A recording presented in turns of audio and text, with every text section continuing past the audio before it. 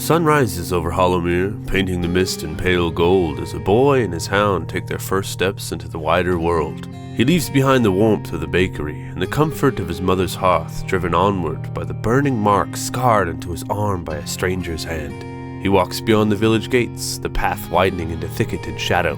Here the tales whispered in kitchens and taverns take shape. Creatures that speak, omens that clean, magic that does not sleep. His first encounter comes swiftly. This is the beginning of the boy's journey. Him and his dog stepping into legend, pressed onward by fate.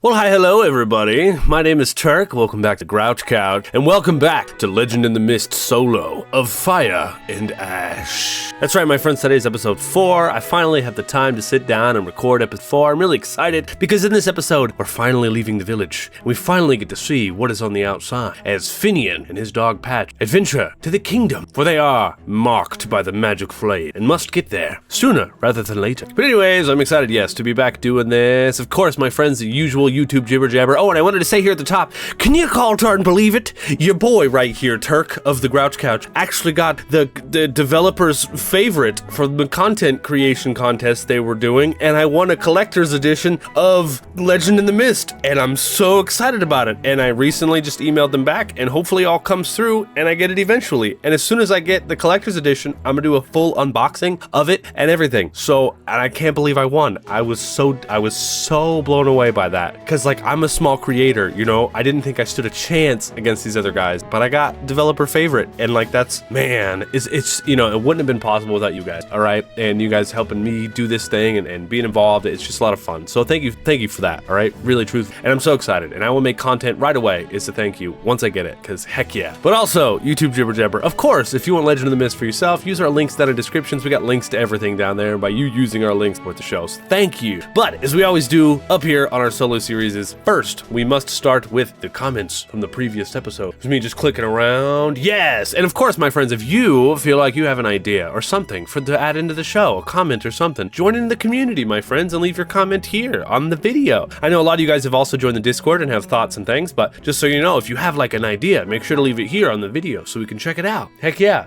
So I think Marked by Flame would be a cool tag name. Makes it seem even more mysterious. I also did some character leveling up before I started recording here today, and we leveled up Destiny. We leveled up our Destiny tag, but instead of me taking a special improvement, I actually straight up took Marked by the Flame and just made it a tag on our Destiny part of our characters, because I feel like we're going to be able to use this in so many other situations. So that's what I did. So whatever I talk about during the level up that I did a couple hours ago, ignore that bit because we do this instead, but I'm probably still going to include it to show you guys how I did the level up process. All right, moving on.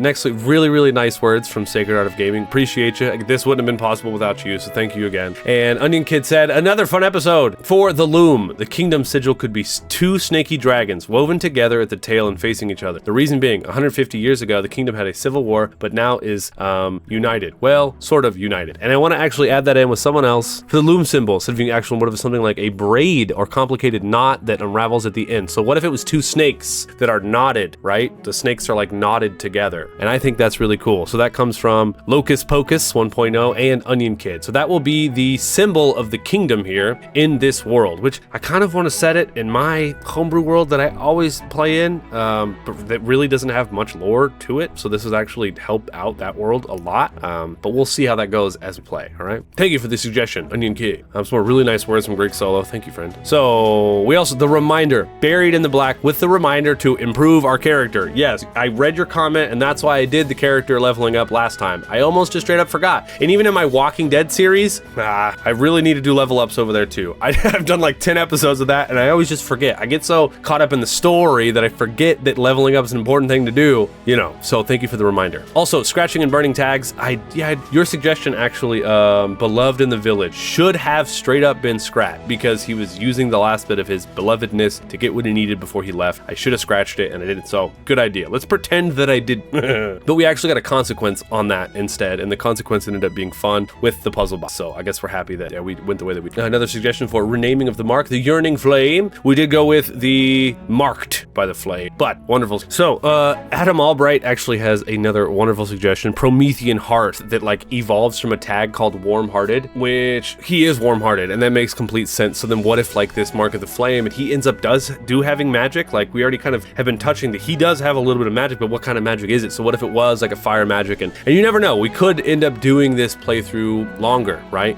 Like I always say at the top of the video, the more likes that this video gets, the more episodes I will do. But no matter what, I always plan to do 5 episodes, and then I usually come back after a little bit of time and take a bit of a break to let everything sit, and then I come back and do more. So make sure to leave a like on this video and share it to your friends who you think might enjoy it, so then maybe they'll like it, and then I'll come back and do more. Hey, win-win, right? So yes, very good suggestion. His fire-based magic theme would be more of utility type abilities, because he's probably not the type of person to go around violently throwing fire at people. Yeah, so I love the full explanation. Very good. Also, light and warmth, cooking food and heating a pan with his hands. How cool is that? My goodness. We'll see if we can get. And then the reason, if I cut back over here, the reason I really wanted to put this mark as Marked by the Flame was because of this one comment right here. What if the mark on Fid's hand, wrist, hand, whatever, also pulls him towards the magic and kind of acts like a guide to where he pulls to go? So if we get lost a little bit, we can actually use Marked by the Flame to help show us, you know, the direction we need to be headed in, or even to find magic, stuff like that, right? So I think that's Racing Bell. Very good idea. Not magical burn, summoning mark. Oh my goodness, he's being summoned to the kingdom. This is the mark. I don't know if that was your intention, but yeah, love it. Okay, all that being said, I think at this point we should cut to the other guy who did the quick little level up, because there was one other level up thing that I did actually do. I was looking over improvements finally, and Foundry did actually show me that I had an improvement for our Destiny trait. And on the Destiny trait, it says see page 118 in the Legend of the Mist core book, which brought us here, which we get a special improvement. But anyways, on Foundry there is one, I can't show you, but it has all these, as foretold, meet it head on, how it ends, etc. There's another one though called True to My Path. It's just not here in the actual book, so I'm confused by that. But it looks like we get to pick one of these now that we have improvements on our Destiny, because we did the things we were supposed to do to finally get a level up. So now that we're leaving the village, we actually get to level up things. That's what I'm doing. I actually haven't started recording anything else. I'm actually just going over character sheets and comments and stuff currently. So that's what we're working on, and I kind of wanted to show you guys a little bit of this process. I don't know which one to pick just yet, so hold on. I really like the idea of Pull of Destiny, but the Pull of Destiny isn't here in Foundry, so I don't want to make anything more complicated. I think we go with meet it head on then, I guess. It makes the most sense. So once per session, whenever something tries to prevent us from fulfilling our destiny, we gain a story tag or a tier 2 status that represents our readiness. You're in the way of me getting to my destiny, because that's what we're going to take. But this I don't understand. You click on meet it head on, right? Like we clicked on that and then it says choice, but if I put meet it head on in the choice, it comes up twice. So what is the choice? Maybe the tier 2 status that represents our readiness, or the story, maybe. Either way, for now I'm gonna leave it blank. That's blank. So now we could actually activate this bad boy. We could use it. That's cool. We have one more though. Project Disability. Let's go check that one. We have improved counter, create an opening, discerning eye, masterpiece, and practice maneuver. And all these are in Foundry and in the book, so that's elite. Create an opening is kind of cool to create openings for Patch to do things. Might get some more Patch involvement if we pick that. When we take time to observe someone, we could learn things about them. Yeah, let's do create an opening. Anyways, I'm gonna keep reading about this level up stuff. I just wanted to share that with y'all. Back to the other guy. And we're back. Hello, everybody. Yes, so like I said, the Destiny thing, instead of using the improvement that we did, we actually went with Marked by the Flame, because whenever you improve, you get to, there's a couple options you can pick in the book. You can actually add on a new tag, you can get a special improvement, and there's a couple of, so this new tag, I think, fits perfectly, especially because it fits with our story and everything that happened. And I like leveling up with things that make sense via story. All right, that's our intro. It's time to get into the store. Okay, so I believe it is time for us to start building out our very first scene. I don't think we need much of a recap at this point. If you're watching this here, episode 4, I'm sure that you remember what happened last time. Of course, a lot of things happened in the village, but at this point, Finn is finally ready to leave with his pupper, right? They're finally heading out of the village. They have a mark on their arm that a mysterious magic user put on their arm and told them that they need to come to the kingdom because they're meant for bigger and better things, right? Dealing with our destiny and our bond. I did update our statuses. We do actually have the Restless Dreams Hearst puzzle puzzle box that we do add inventory. And I did add in general supplies, just like camping supplies and stuff that we got from the market the night before. And what I'll do on general supplies, you could do it however you like, but what I'm going to do is I'm actually going to say, do I have this thing? And I'm going to roll a yes or no on general supplies to see have it. And the yes or no questions. That being said, as I stated in the previous episode, I'm actually going to bring in some things from my solo Let's Play stuff that I think this game could benefit from. One of those is that there isn't enough descriptor, because we do have this interpretive question oracle that is provided to us in this book that has, just a few little options here that comes with random little words. And we do actually have the interpretive question oracle that comes with attitudes, magical beings, terrain features, and everyday items. And I think that's great. And we're going to use those as much as we feel like we need to, as much come up. And we have the conflict oracle, which I didn't forget about. Hopefully we're going to use this conflict oracle. So we're going to read into that today.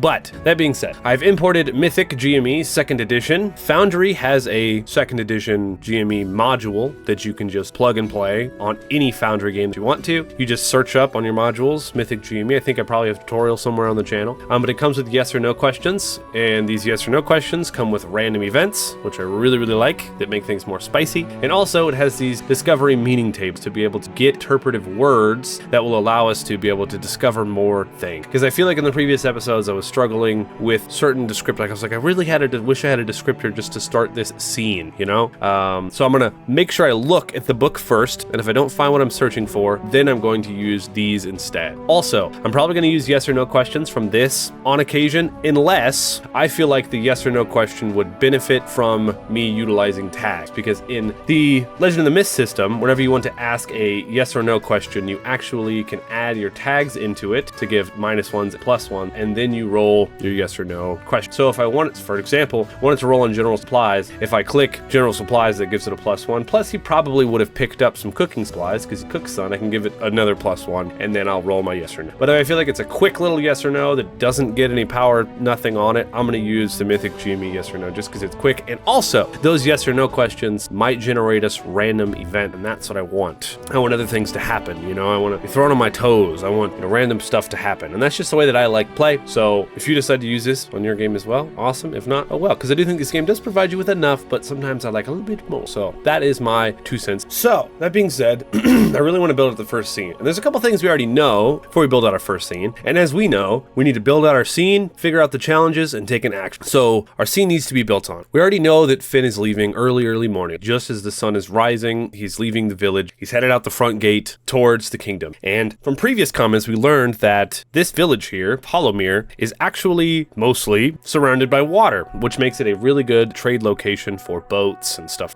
And one of the main things we learned, which means he probably needs to head towards a bridge to get back on a mainland to be able to head up towards. So that's the direction that we know. Something just finished exporting. That's what we know so far. But before we do that, I actually think it might be fun to roll on a terrain feature, because here in this book we do have terrain features, just to kind of give us what it looks like immediately right outside the village, kind of some terrain that we're going to be going through to be able to make it to this. And I say going through because there are other things here so let's do that. And this is a D66, which is 2 D.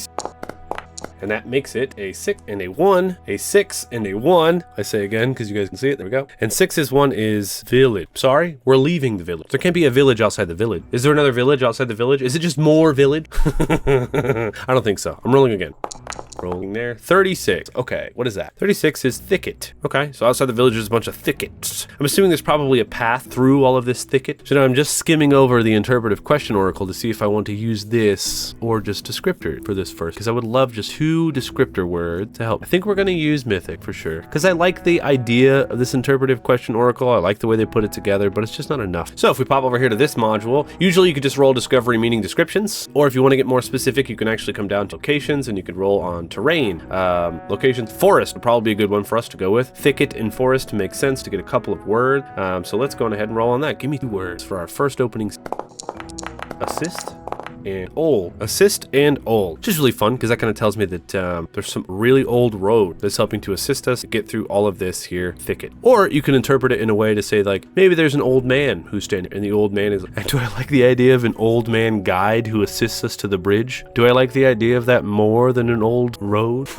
Where my brain hits. You know what? I really like the idea of an NPC out here in the morning, some kind of traveler that goes from the village to the bridge to help assist people to get back and forth through all of this this thicket. So as we approach him, what is his attitude towards it? That's a 13. We come over here, we can affectionate. So he's excited to see. Very good.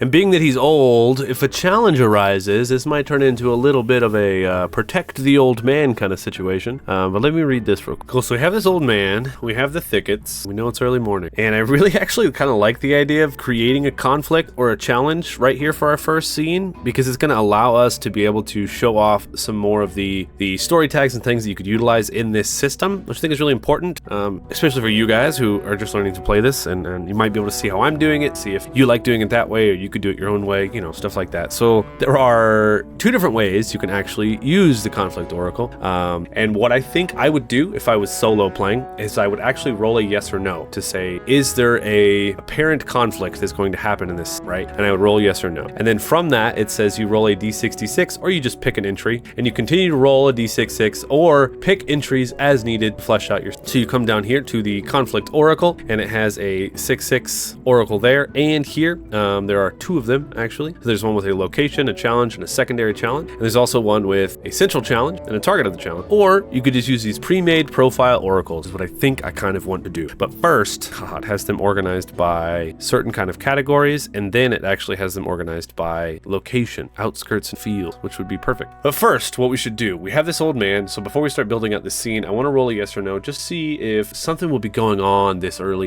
And just to show off Mythic a little bit, what I'm going to do is going to do a fake question. This button here, and you can you pick what you think the odds are that it yeah. So if you're like 50-50, you just keep it at or if you're thinking it's more likely, it goes up to 60-40, 70-30, etc. And then it goes the opposite way when you go down. So here in the morning, I'm gonna call it unlikely that there'll be anything too crazy going on, and I like to keep my chaos factor 9, because anytime we roll doubles, we're gonna get a random event. I love the idea. You could also type in your question if you want, but I usually just keep it blank, but for the sake of it, we'll go challenge question. Spell that right?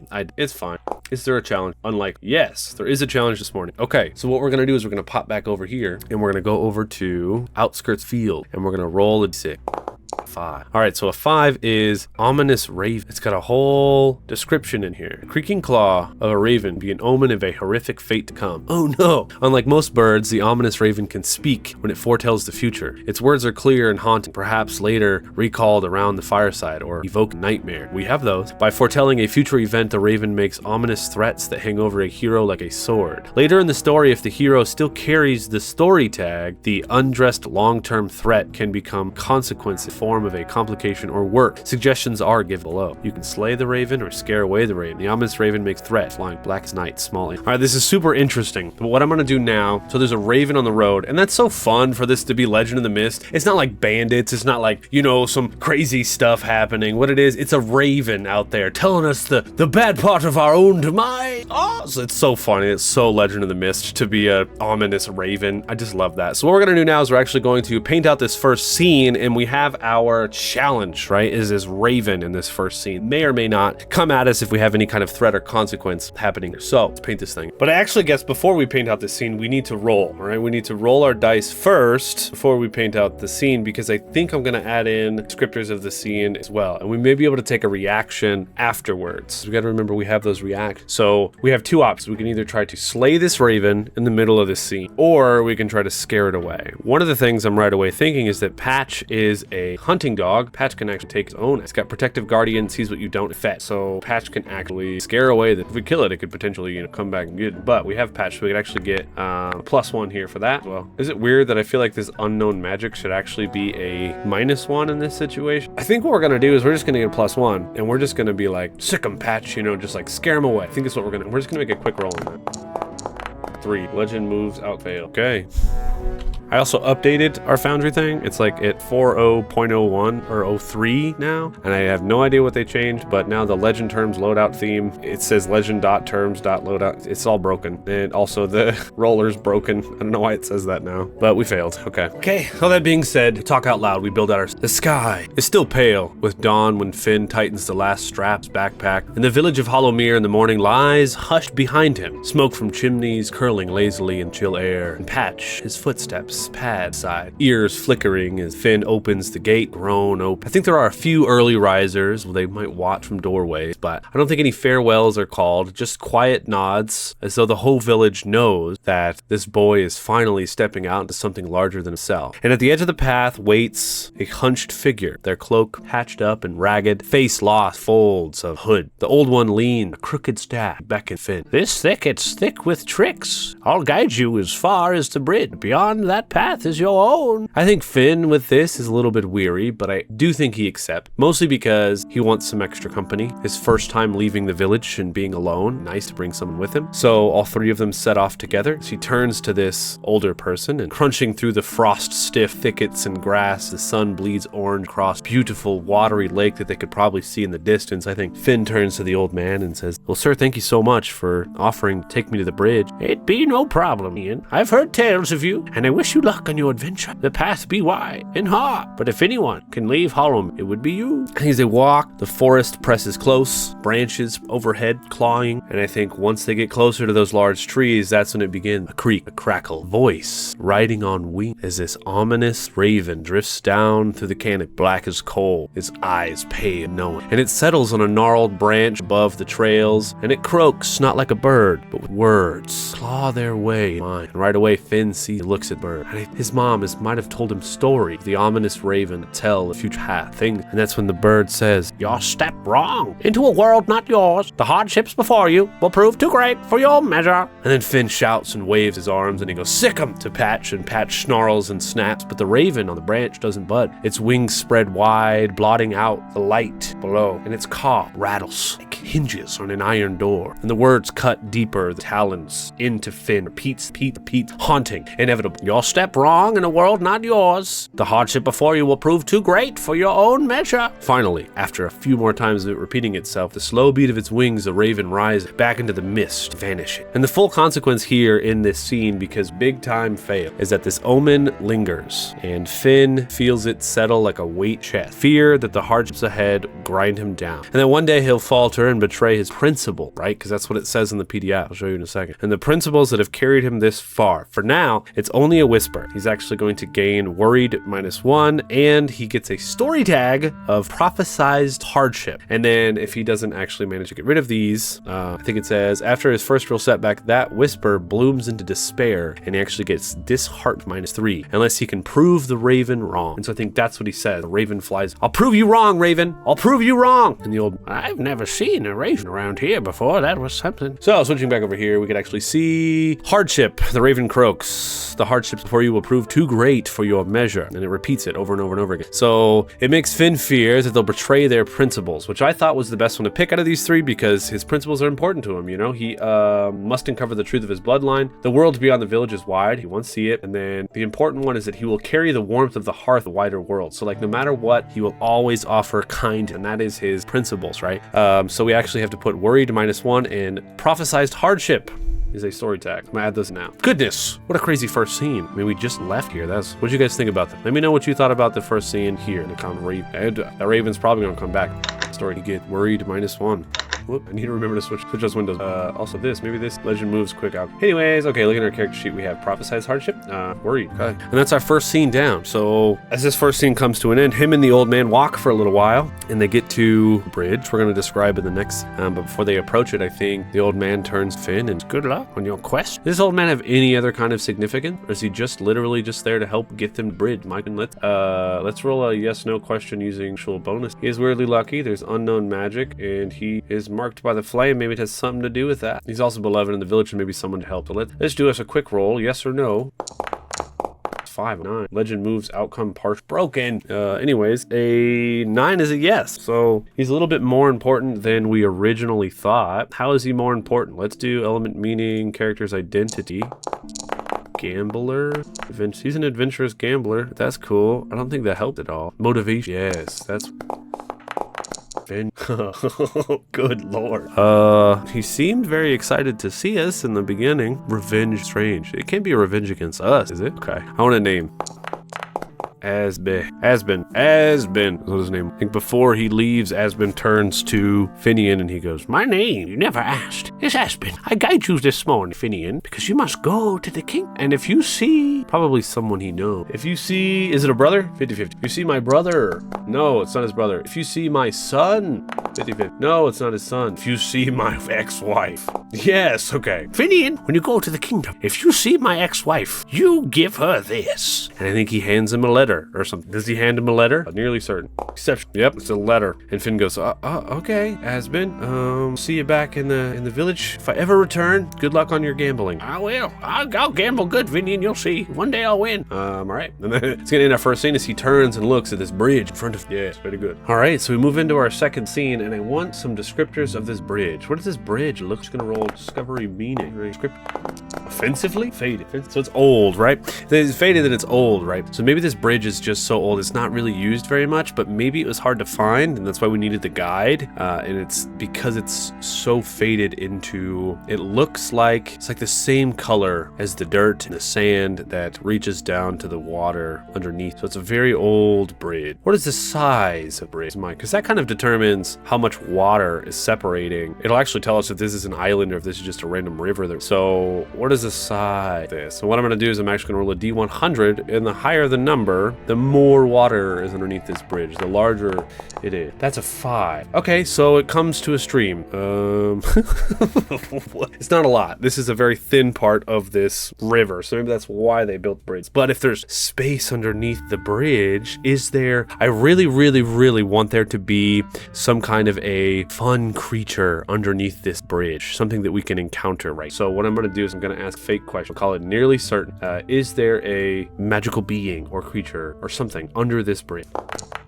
Yes, cool. So that's actually going to start us off with our conflict oracle that we're going to build up here. So if we come back over here, we can actually see this first one actually has the central challenge, which is a monster, a natural disaster, a person, etc. So we're just going to say that it's a magical being. If we actually come up here, the magical being chart is actually, so we can actually roll for that. But what I want to do first, the challenge roll, threats, and consequence. Does this make sense? Stands as a major obstacle. I mean, it's just going to be an obstacle to get over the bridge, right? That's what the be. Blocked. Okay. She's going to be blocking the way, this here creature, is what we're going to go with. Magical being. Let's roll a D66 again. That is a 33. It is a snake-bodied wise sage. I actually don't like that.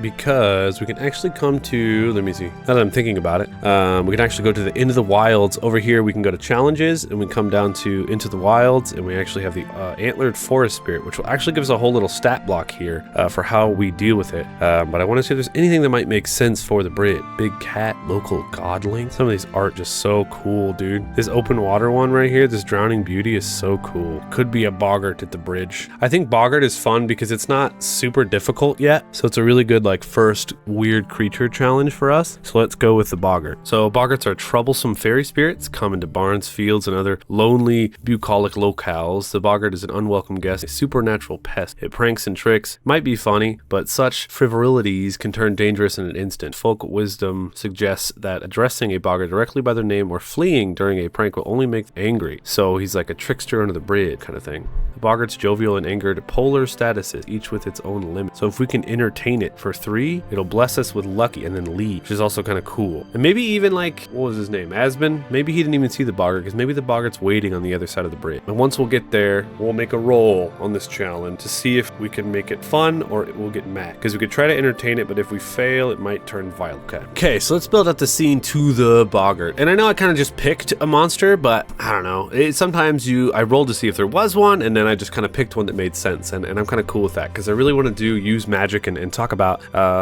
magical monsters that you might find in this system and stuff like that. So let's start with the bridge. The bridge is older than memory. I think it's not a wooden bridge, but I think it's probably a stone bridge, and its stones are modded with moss and cracks, and it's probably has some wood on it a little bit. Its timbers there are gray and splintering, and it stretches across a little more than, you know, like I said, a river, a trickle of water, a stream no wider than probably a man could leap. But someone long ago built a grander crossing here, and now it stands offensively faded like a proud relic left rot. The rails of it sag outward, nails jutting, and I think every step as Finn and Patch walk across it creak and complain beneath Finn's boots. I think Patch hesitates, sniffing at the planks before walking slowly behind, a few steps behind Finn. And as we turn around, I think maybe we do see the old guide lingering a little bit. He touches the wood, mumbles, maybe does a little bit of a blessing or something. Then he slips back into the mist, back to Hollowmere without a word, and Finn watches him vanish as we walk, feeling suddenly smaller with the weight on his pack on his shoulders. He's all alone now, officially off of Hollowmere Island. So he turns to give it one more final look, and then he turns and continues walking over this bridge. And on the far side of this bridge, the thicket probably closes in again. Grass grows all around the stones, and I think as we reach towards the end of this bridge, that's when Finn hears it. A snicker, high-pitched, sharp laugh coming from somewhere unseen.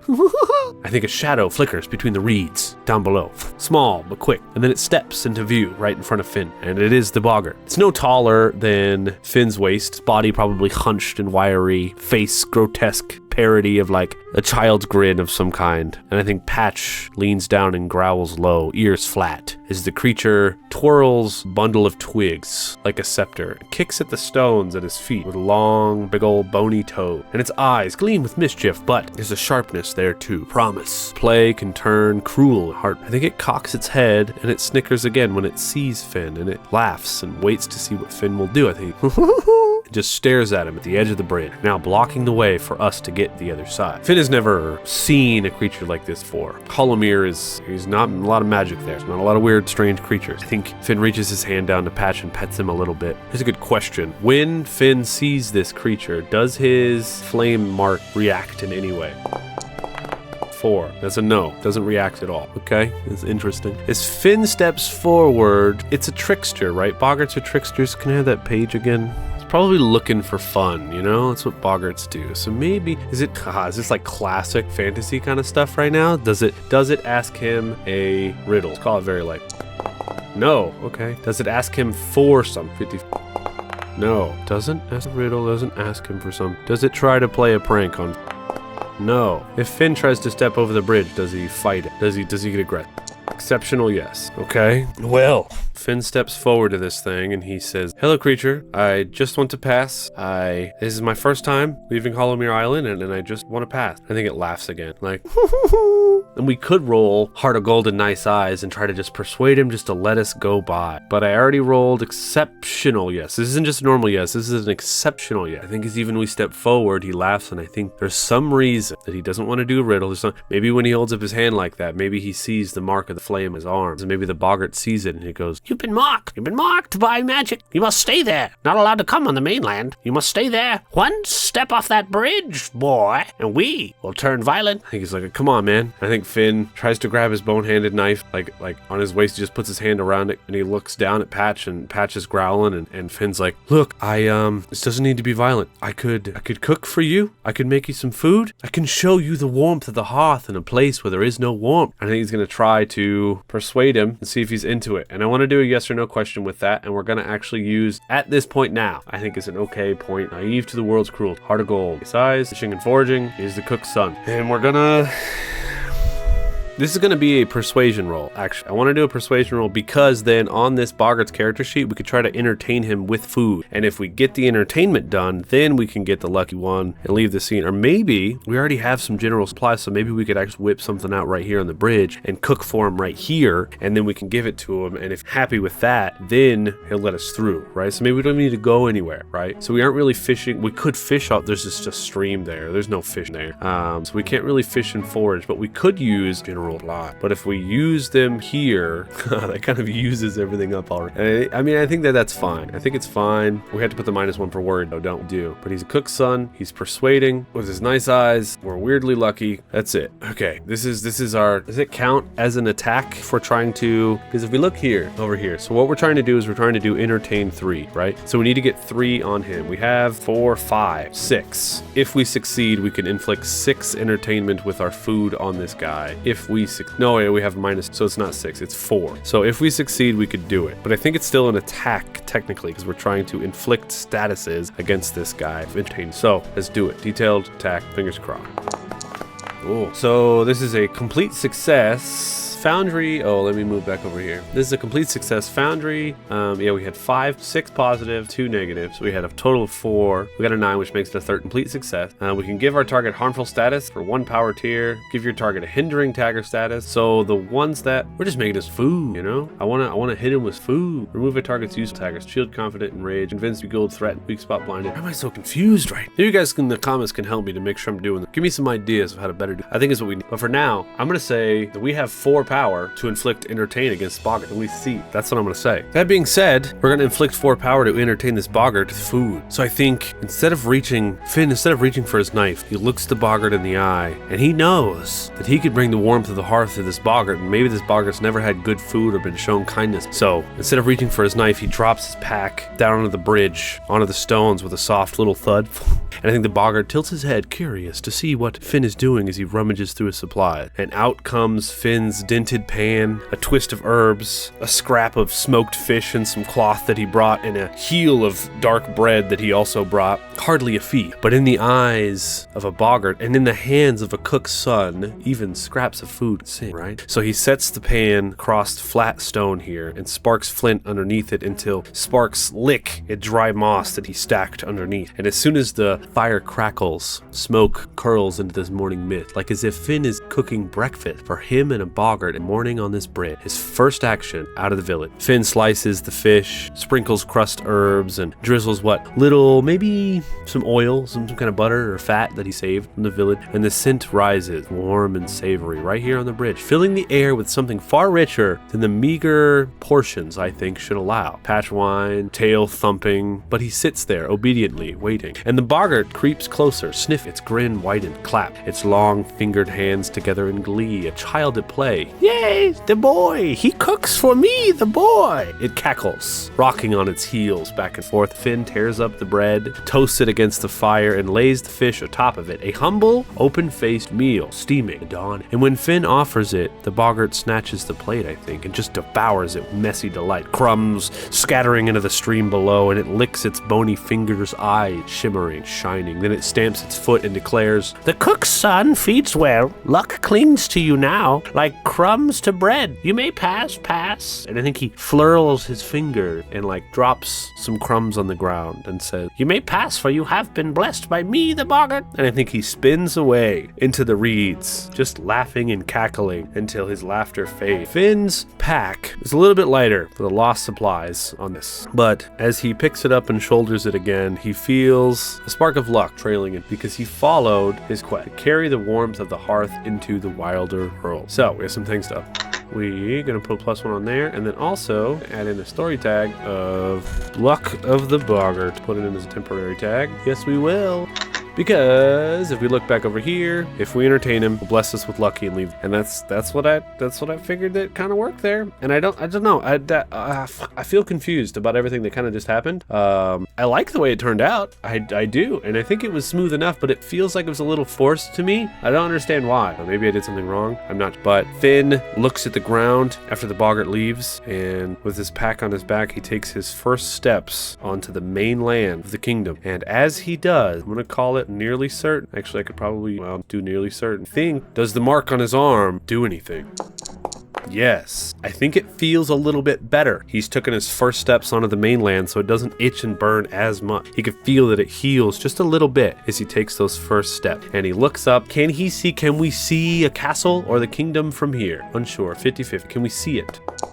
on like a mountain. Yes, so we can see the castle and its flag with its 2 snakes intertwined into a knot. And Finn looks up, gives a little pat to Pat, and him and Patch start walking up the road towards the king. And he looks down at him and he goes, come on, boy, our destiny awaits. And I think that's it. I'm just going to do 2 scenes for this episode because I did a lot of dice rolling and figuring things out, and I'm kind of out of time. So that's it for me here for this episode. But thank you guys for watching. If you have ideas, if you think I did something wrong, or you think you have ideas on how to make things flow a little bit better, or if you have ideas for potential future fun creatures or anything else like that, please do me a solid and leave it down there in the comments. I guess I didn't have any real questions about anything in this here episode, but I do still love ideas. I do really do. So let me know if you have any fun ideas for comments and things, and I will be back hopefully in a week or so with the next episode. Remember to use links down in the descriptions, my friends. My goodness, a boggart. That was fun. Thanks for joining me. I really did appreciate it. Heck yeah. I'll see you guys next time. Take a seat on the couch, my friends, and roll initiative, at least for a little while. Roll on that, weirdos. Bye-bye.